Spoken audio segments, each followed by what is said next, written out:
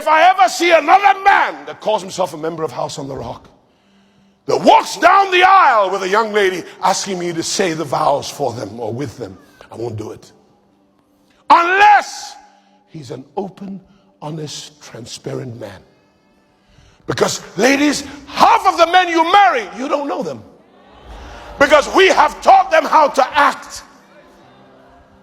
And their parents started the training. Do you not know that men, that's why they find it very difficult to be exposed, to show you who they really are? Because men are natural hiders. And when you grew up in a house with no men, you don't know how to discern or how to read your man. And he won't show himself. He'll hide his fears from you. And when they're really afraid, they don't talk. He'll hide his anxieties from you. He'll hide his concerns. He'll hide the things that keep him tossing and turning all through the night. If you're married to one of those quiet guys, he's only meant to be quiet outside if that's his personality. But with you, he's not meant to be quiet. A virtuous woman, the Bible says, who can find her husband's heart does safely trust in her. That means he knows how to be open. The greatest thing about my marriage is only when it starts growing and evolving to a place of complete and perfect openness between the two parties. Like Adam and Eve were perfectly naked, but they didn't even know it. They could see each other 100% clearly. And that's what you should love about the guy. Not his muscles, not his triceps or his biceps or his nice pointed nose or the way he says a certain word. It's about how open is he. Open is handsome. Open is fantastic. Open is what is sustainable, because you can trust open. But you can't trust handsome if it's closed. Slap 3 or 4 neighbors, especially if it's a man, and tell him, come out of hiding. If you see a man cheating, there's a reason why he's cheating. The only reason why he's cheating is because he cannot tell you that he can't perform anymore, that something isn't right.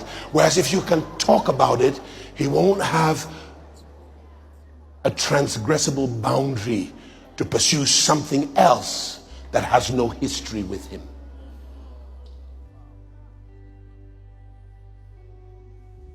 Because the one you're with, your wife, you have history with her.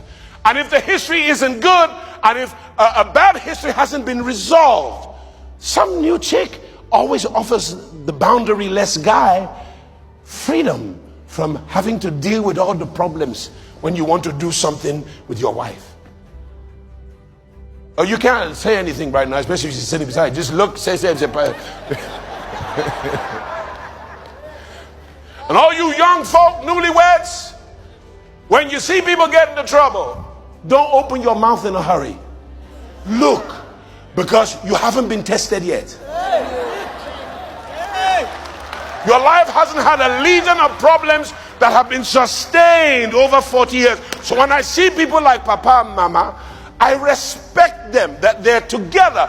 You don't know what they may have been through, neither do I, but they've been through something. That's why they have gray hair. And that's why they still love each other after all the years, because you're going to catch some hell in the years. And when he starts aging, and little William doesn't perform as well, he starts hiding himself. I know I've got to go to the office. I'm quite in a hurry now. You know, I've got some work to do. I'm trying to catch the news. Enjoy the wife of your youth whilst you are a youth. And before she starts getting up on you, let me tell you something. She also got problems too, as she ages. Somebody say, thank you, Pastor.